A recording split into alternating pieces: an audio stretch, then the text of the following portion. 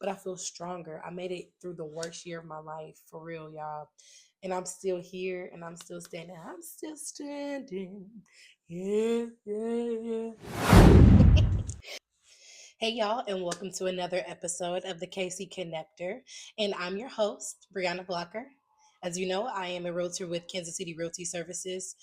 Today, clearly, I'm not in the studio, I'm in a different space.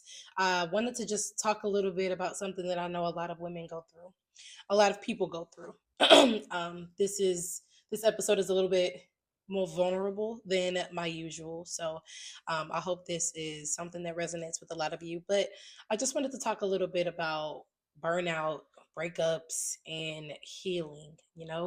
Um, first things first, I am a mother to this year. I mean, I had my son January 31st, 2025, and it was the most just it was weird. It was a eye-opening, also miraculous, but just like life-defining moment. It was like my life had started. And it sounds cliche, but it sounds like, but it was like my life had just began. It was like, now, before it was kind of practice. Now it's like, okay, now you got to step up and show me what you got, like, for real. It was like that. Experiencing having a baby is something that, if you're a woman, oh my gosh, you have to experience. It's so beautiful, but a lot of people don't talk about the emotional toll that it takes on you. So while I was going through that, I definitely feel like I lost myself. I was somebody who was very like outgoing. I consider myself very sexy. Um, I like to show my midriff. I like to be a little risque sometimes. And so, for the first time in my life, I was not able to look in the mirror. I could not look at myself. I couldn't look at my body and what it had become. And it's beautiful. I love it, now, but it took so much for me to just look in the mirror. And so for few weeks after I had the baby, few months, I was just wearing sweatpants like all the time. Sweatpants, big t-shirts. His dad even started noticing. It was like, "Girl, why you got on all my clothes?" And I'm just like, I didn't even realize I was doing that. So first things first, my spark and my light had just, like, what is the word? Decimated. Like, it was gone. I no longer had it. And I tried so hard to just hop right back into working out. Like, I allowed society and the way that they made women feel about their bodies immediately after having a baby. Like, at the time that I was pregnant, Chloe Holly Bailey had just had her baby, and she like snapped back. Kiki Palmer like snapped back. Again, these are like celebrities, right? So like, clearly I'm not here. And I was following like influencers, and they're doing their thing and posting their baby bump, and nobody has stretch marks. So everybody's like snapping back and everybody's like supple, and I'm like, what the heck? Now, I mean, I ain't no spring chicken, but I ain't old. Like, I'm 31. Come on now, y'all. And it's not like I'm horribly big, but from someone that grew up with body dysmorphia, I just I didn't like who I had become. And so you add that, and then I was dealing with infidelity in my relationship. It wasn't physical infidelity, it definitely was just emotional, but sometimes that is a little bit more. It hurt more. um it was things that happened in that relationship that I would have just never tolerated before.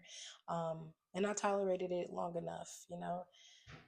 King's father and I had met each other at work, and fell in love really quickly. And while it was beautiful, it didn't last long because I value myself and my morals. And I have non negotiables that if those lines are crossed, there is no coming back. And so that's really what happened. Um, I didn't, the relationship hadn't, it couldn't withstand whatever the the issue was. And so for me, going through postpartum and him not understanding my body dysmorphia, not being liked at work because of him, and then also now dealing with the relationship, him not being home, me feeling like I'm not worthy, him always being out at the club partying. Like, I'm just like, come on, you older than me and you want to be out in the club. Like, what's the tea?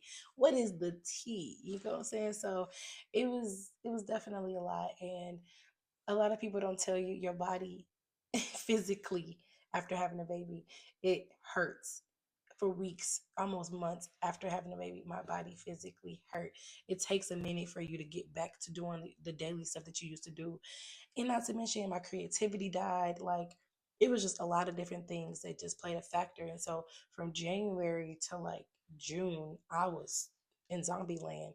And then you throw in, women being catty at work. That's a whole nother thing. Like, I was dealing with women who did not want to see me win. They did not want to, they didn't care for me truly. And so even though they had kids and dealt with postpartum and all the things, I'm sure they did not care about my experience in the slightest. And so their sole purpose was to push me out the door, and I can't really talk a little much about that experience, but I wouldn't wish that on anybody. So I definitely felt like the first things first was just postpartum. And my son is almost one. He'll be one next month. So I'm still not out of the woods, y'all. I want to do a whole nother video just really talking about postpartum, because I don't think that people fully understand. Every woman, no matter what, is going to experience postpartum if they have a baby, and if they even if they terminate their pregnancy, you will experience the symptoms of postpartum. And postpartum a lot of times looks like anxiety, it looks like depression, it looks like burnout, it looks like fatigue. you know you have to go to work knowing that you have mom guilt, that your baby's in a daycare at 4 months old. You feel like complete crap knowing that your relationship is in the pits of hell, but you got to put on a smile and go to work. You know that you're not being working to your full capacity at a job that you freaking hate. And so you still show up because you need the money to survive and to live for you and your child. But you don't like doing what you're doing. And I advise anybody, if you're not living in your passion, get out. Because you basically, I was telling somebody that I work with recently, because she's kind of going through what I went through. She's at a job she doesn't like, she's not fulfilled. She knows she wants to do real estate full time, but it's scary because if you don't make no money, you don't make no money. It's not a guaranteed paycheck. It's like you put in the work in order to get what you want out of real estate, which is what I do love about it. So you can get to the top, but you got to put in the work for it. And a lot of us don't want to put in the work. So what I was telling her is, really, it's I mean, it's inevitable. You're basically delaying the inevitable. I was always going to leave that job, either being fired or get quitting, because it's not my destiny. It's not what I was called here to do, to work at that job. So naturally, yeah, eventually I was going to have to leave, but I was delaying the inevitable by sticking something out that was not serving myself or that company. I was not serving that organization and doing any good, because I'm not being a valuable player or a valuable asset to their organization. Because one, I don't care.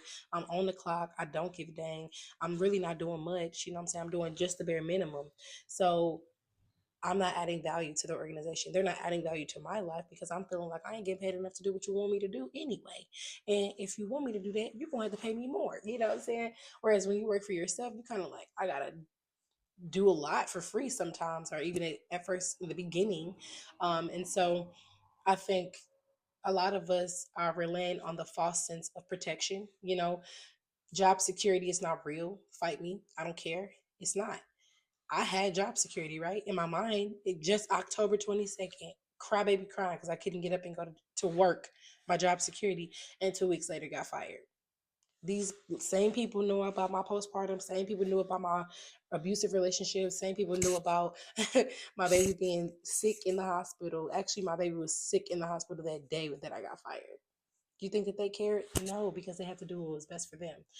And that's when I realized I got to do what's best for me. They're going to do what's best for them regardless. It does not matter what your situation is. So a lot of us are, oh, I hate my job, or I hate this, or do something about it. Do something about it. Do you, nothing changed once I got fired. Once I got fired, nothing changed.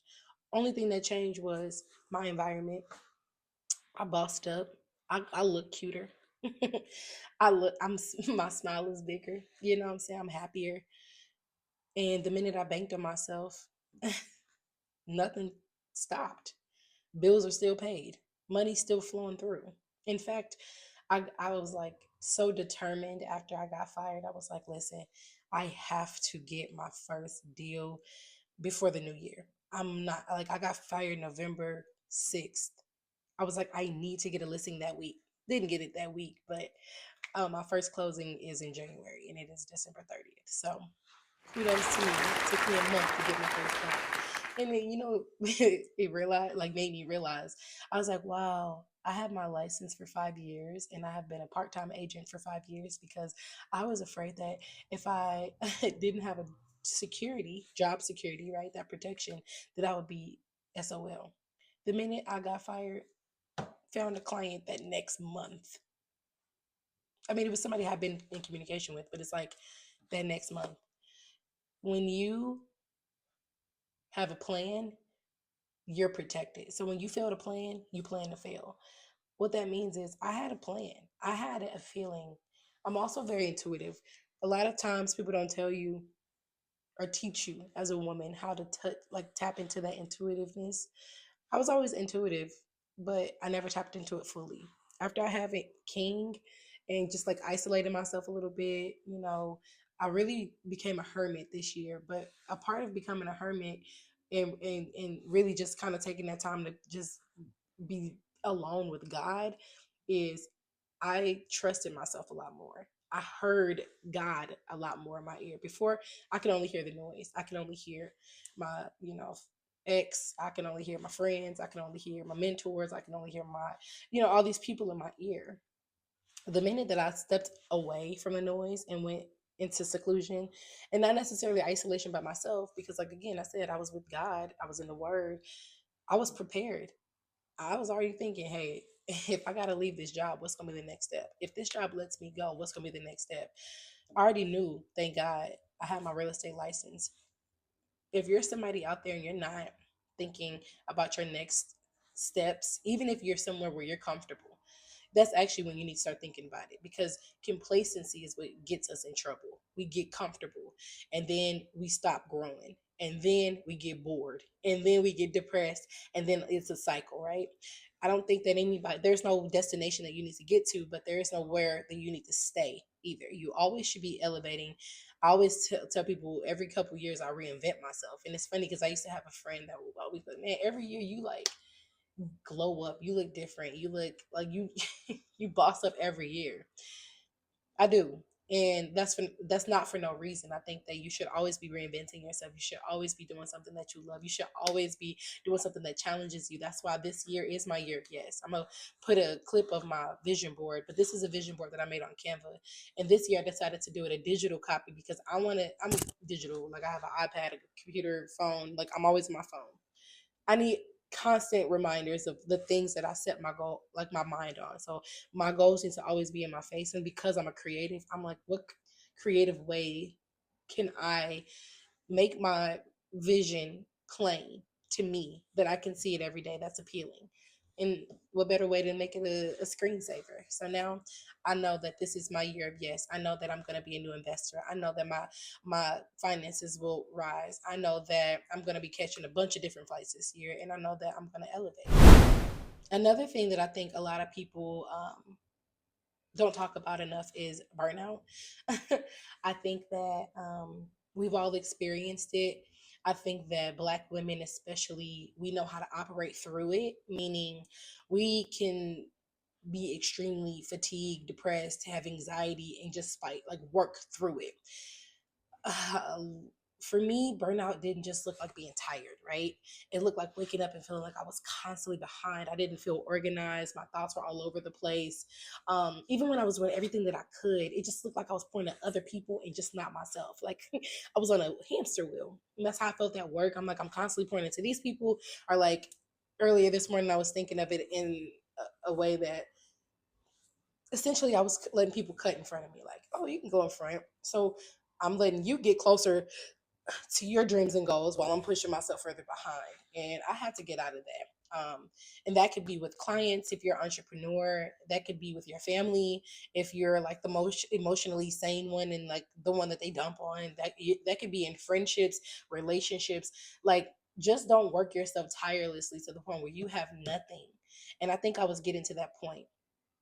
Like I said, in my relationship, I was doing everything for that person because I always thought I'm a very compassionate person. When I love hard, and I'm somebody that shows my love with like acts of service and kindness and gifts and things like that. So I'm a helper like naturally. So like when I see that someone is down, especially someone that I love, I'm like I just want to help. I had to realize as a woman, you can't always help a man. They have to help themselves because that's how you kind of take away their masculinity. And I was stripping him from his masculinity without knowing it, while simultaneously stripping myself from the things that I needed to pour into me. I was pouring into him. The things that I needed to pour into my kid, I was pouring into other, you know what I'm saying? So it was like I just was depleting myself. And what I experienced burnout. I crashed a lot. Whenever I experienced burnout, this year especially, I was not getting out of bed. Okay, inserts clip like was straight up crybaby crying. Like I just wasn't moving. It sucked tremendously. So if you are experiencing like burnout, depression, things like that, I highly recommend that you just assess the areas of your life that you think are causing that. And you really need to make a list, like an inventory. All right, is this person invoking this emotion out of me? Is this job? Is this activity? Is this habit? I have to start switching up my habits as well. Like, I think we all got, after 2020, we all got to a point, and I'll be the first to admit it, that we just kind of freely was drinking and stuff like that. Like, you know what I'm saying? People would drink before noon. And I'm like, whoa. At first, I thought that was crazy. And then I became a mimosa person, like a Bellinier, like it's a Bellini, like it's juice with a little champagne. Girl, it's the same. And it limits you, it will set you back. The same way with like, making little to-do lists. Like eventually I was getting to a point where I wasn't doing the things that I needed to kind of elevate my business, elevate myself, elevate my health, whatever it is that I was trying to do. I was not doing. I was doing the negative things. And those negative habits were just kind of like forcing me to kind of go into a spiral as well. I think so. Yeah, just definitely take an inventory of like where you are in your life. But yeah, now I'll talk a little bit about like my breakup, which is also something that I'm still dealing with. A lot of people that know me personally and that kind of know my story, they're like, "Oh my God, you're so strong. You're so this, so that." Listen, I don't feel strong all the time. I don't. It was just, another layer that I had to go through to learn myself and to be um, ready for this next chapter in my life. Um, when you're already fragile, losing someone you love can feel like the last thread snapping. And so I think I felt like something in me had broke. Um, I didn't feel like I had that light in me anymore. I was like, man, and it's so funny because I was like, man, when I get my body back, when I get my looks back, when I snap back, when I get back outside, he's gonna hate me. He's gonna eat his heart out. And baby, does he? Every chance he get, baby, you look good. Ooh, you look good. I know I do. I know I do. And I feel good about it. But it was hard. It was definitely hard. And sometimes endings aren't punishment, they're preparation. He prepared me to enter into the next situation. He taught me you are the light and you don't ever lose sight of that. A lot of times I think men are just naturally attracted to happy women. And so when you exude happiness and, us women, we might be like, man, I met this dude. I was single. I was happy. My body was looking good. My booty was big. I was eating right. I was happy. I had habits and hobbies and all these things. And then he came into my life and ruined it. No, baby girl, he came into your life and did exactly what he was gonna come in and do anyway, because that's what some men are. This is just what they do. They see that and it's a game. You know what I'm saying? But that's what I had to learn. I had to build my discernment. I had to build that confidence. I had a guy best friend growing up, and he was like, "Man, pop your shit, pop your shit," and I'm like, "Stop, like stop." And I never knew what that meant. Now, after dealing with a man who at first showed me what it I thought was love, right? And it really was just love bombing. And then take that light away from me. Like for real.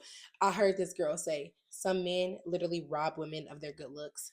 For real. He robbed me, baby. While I'm pregnant, big as a house, he out in the clubs looking good. You know what I'm saying? Just popping this stuff, right? Then I have the baby. Then I get depressed. And then, it takes me a minute to lose the weight.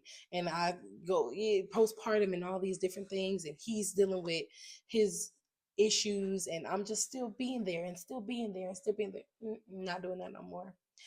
I learned that I am the light. I learned that I don't actually want to be with somebody who doesn't have the same morals and values as me. So that's why it's very clear that you get aligned with yourself and understand what your values are. So that way, when someone comes in and they're not aligning with your values, you can be like, oh, it's like it's logical. Like no emotions have to be even involved. You don't have to be like, but I love him. No, his values don't align with my values. That's okay. End it. I was not okay with ending things at first. See, I was that person that stayed in things longer than what they needed to. Learn my lesson. Not doing that anymore. So, um, after we ended things, I had to start over. I had to move in with a friend. That friendship is over since, and I'm not upset about it. But it put fire in me that I had never had before. You know, I then moved into my own home, and moving into a new home symbolizes starting over. So I instantly felt refreshed. I felt like, my habits and the way that I was moving my life wasn't aligning with the people in my past. Like the previous friendships that I had or the previous relationship that I had. I was doing things a little differently. And it's not to say that I was doing things better. It was just I was doing things differently. I was not okay with being in the clubs no more. I didn't want to do the going out, the Chris Brown concerts. I didn't want to do that. I wanted to hunker down. I wanted to be in my word. I wanted to have hobbies. I wanted to spend time with my son. I wanted to create a actual routine around my sleeping schedule, eating schedule, working out. I wanted to work for myself. Like I had to build these habits. And the more and more I listen to like $1 million mindset people, or just entrepreneurs, or just people who are wanting to build generational wealth for their family, you could tell that they had to isolate themselves a little bit. It is a lonely space because not everybody, it's hard to be disciplined. It is hard to say no to drugs, to say no to alcohol, to say no to, your ex boo, because it's easy to just slide back into those old habits. The hard thing to do is to just say no. And I think for me, the hardest thing this year was to just get up and be like, just do it. You have it in you. I believe in you, Brianna.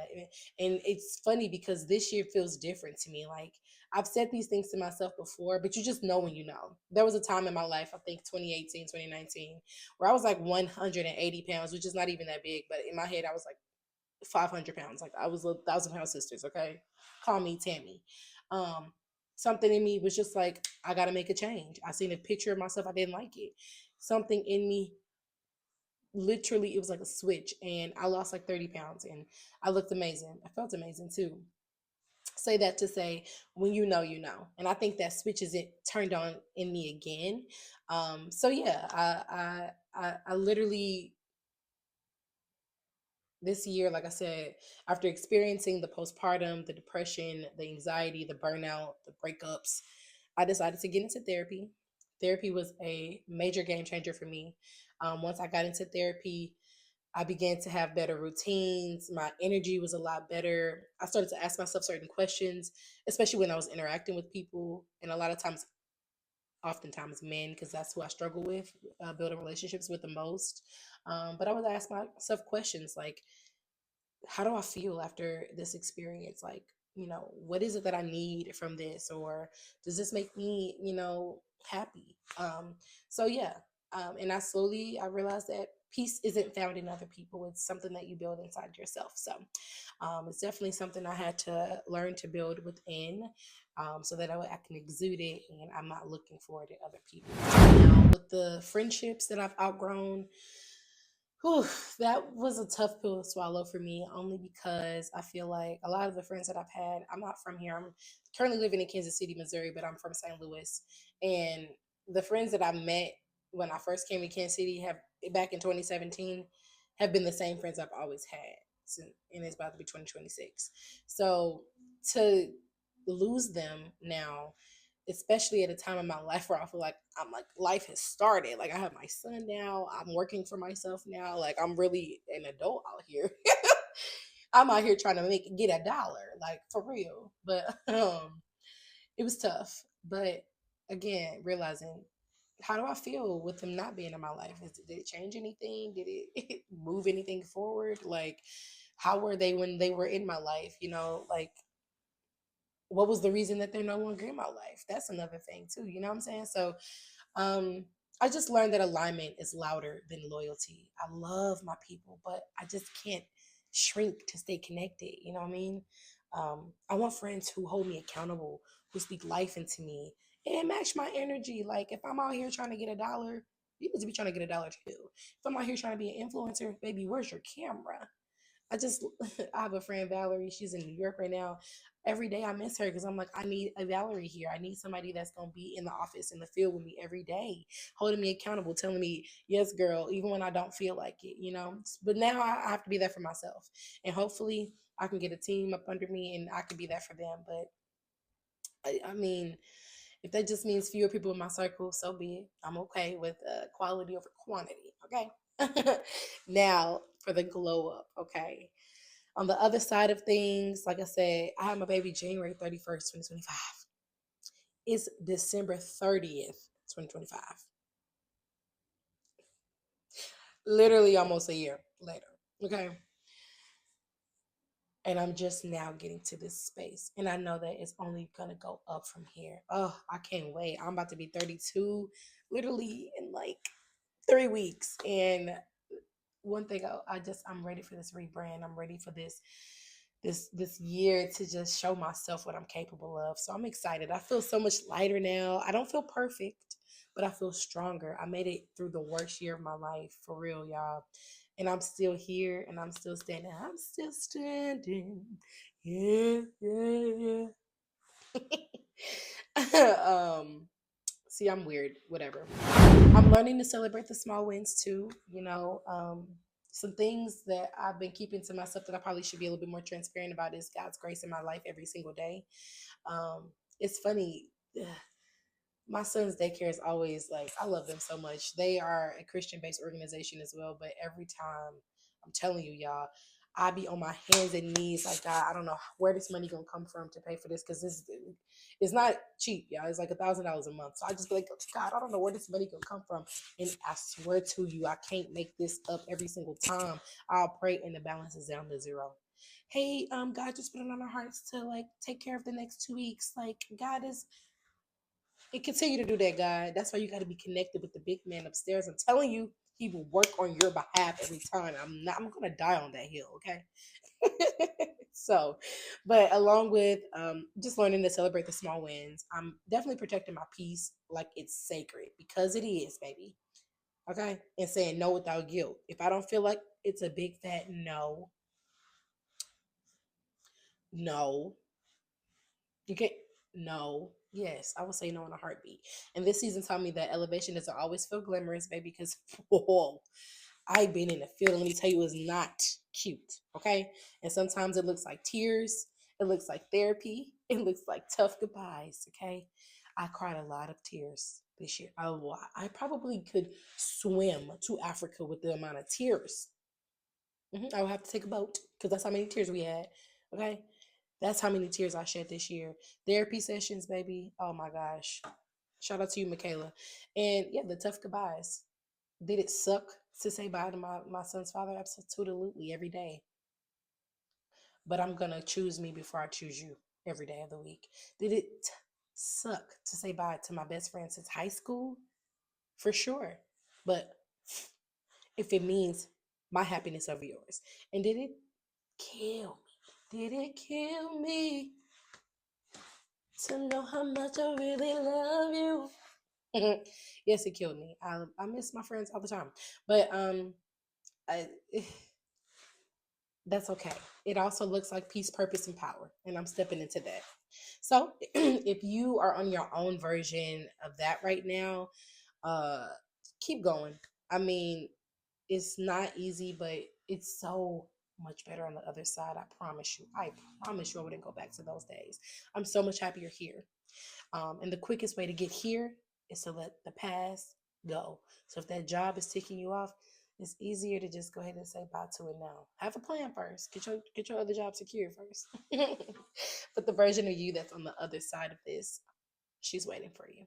Okay? And she's so worth it. Now, if you like episodes like this, definitely let me know in the comments down below. I know I probably was all over the place. This is something that was just, it's like a little personal diary for me. Um, Thank you for letting me share this part of my story. It's not something that is easy for me to do.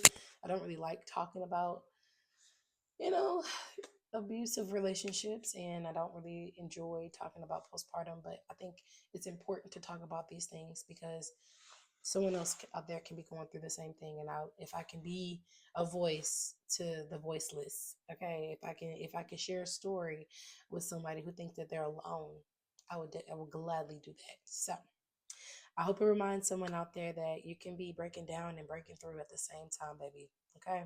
Because I'm definitely breaking through. Have a great day on purpose. Bye.